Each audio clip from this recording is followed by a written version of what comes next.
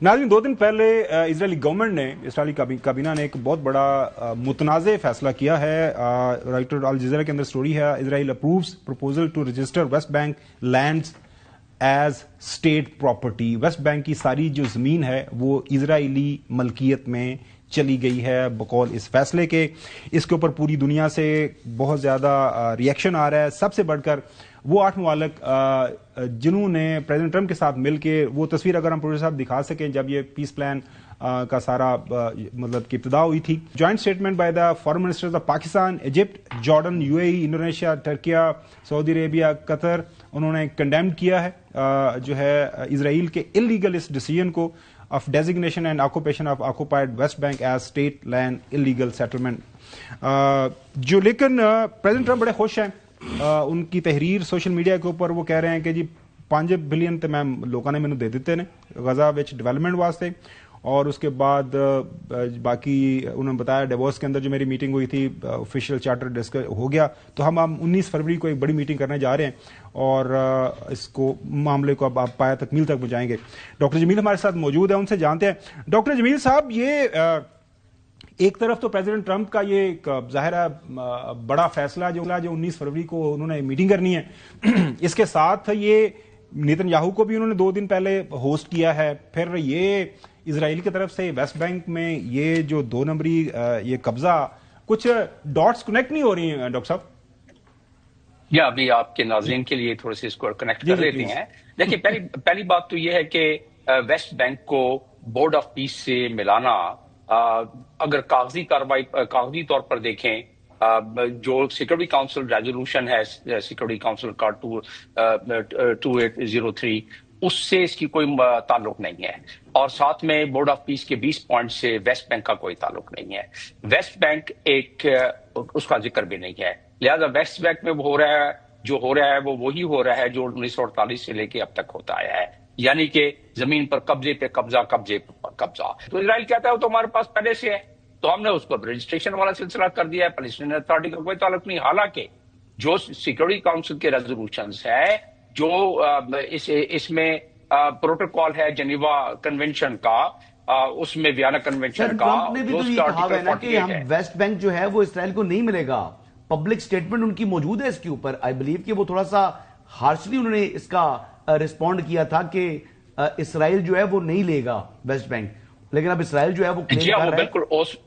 तो मतलब ये मुस्लिम उम्मा का क्या रिएक्शन होना चाहिए? कंडेम तो हमने कर लिया, अभी 19 फरवरी को बुला लिया है प्रेसिडेंट ट्रंप ने हमें सबको वहां पे। क्वेश्चन ये करना चाह रहा था कि सवाल ये है कि अब ट्रंप के लिए एक पब्लिक पोजीशन ली हुई है, तो क्या उनके लिए इस फैसले के बाद वो अभी तक ना रिएक्शन दिया तो वो किस तरह फेस करेंगे दुनिया को?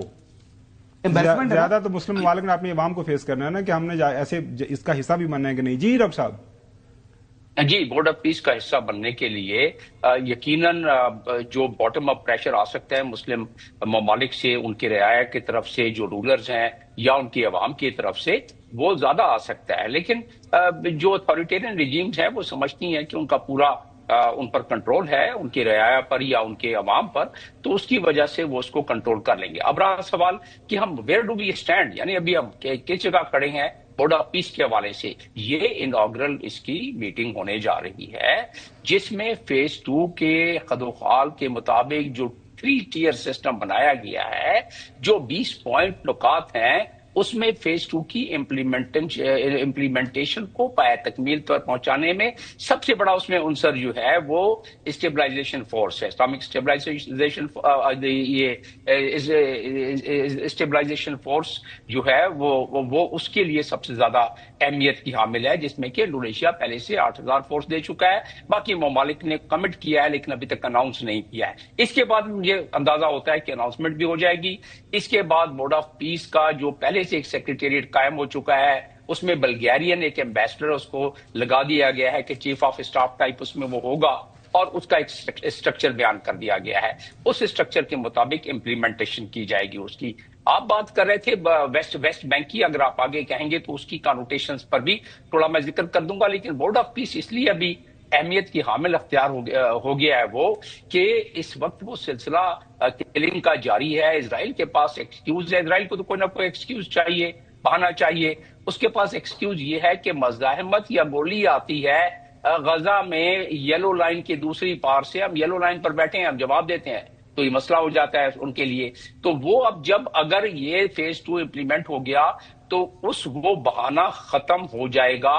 اس پر کتنا عمل ہوتا ہے؟ میرا ماننا یہ ہے، تجزیہ یہ ہے کہ اس پہ عمل کرنا اس وقت جو ہو رہا ہے اس سے کہیں زیادہ ہو جائے گا، پہلی بات. دوسری چیز یہ ہے کہ ڈونلڈ ٹرمپ کا بھی تو پولیٹیکل کیپٹل اس پہ لگا ہوا ہے نا. ڈونلڈ ٹرمپ نے جو اتنے دنیا کو پورا ایک اپنے آپ کو ہیرو بنا کے پیش کیا ہے کہ جی میں جو یو این او نہیں کر سکی وہ میں کر سکا ہوں، تو اس کے لیے بھی پروف کرنے کے لیے ڈاٹ سے ڈاٹ اگر ملایا جائے تو تجزیہ یہی کہتا ہے کہ فیز 2 اس میٹنگ کے بعد، اس میٹنگ کے پس پردہ اور بہت ساری چیزیں ہو رہی ہیں کہ اس کے غزہ کے علاوہ ایران کے ساتھ کیا ہوتا ہے. بالکل صحیح ہے ڈاکٹر صاحب، اس کے اوپر مزید آپ سے بات کریں گے. چوہے صاحب کل ادھر ہی ہے تو کیونکہ یہ ایشو رننگ ہے تو وقت ختم ہو گیا. ناظرین کل آپ سے دوبارہ ملاقات ہوگی، اجازت دیجیے گا.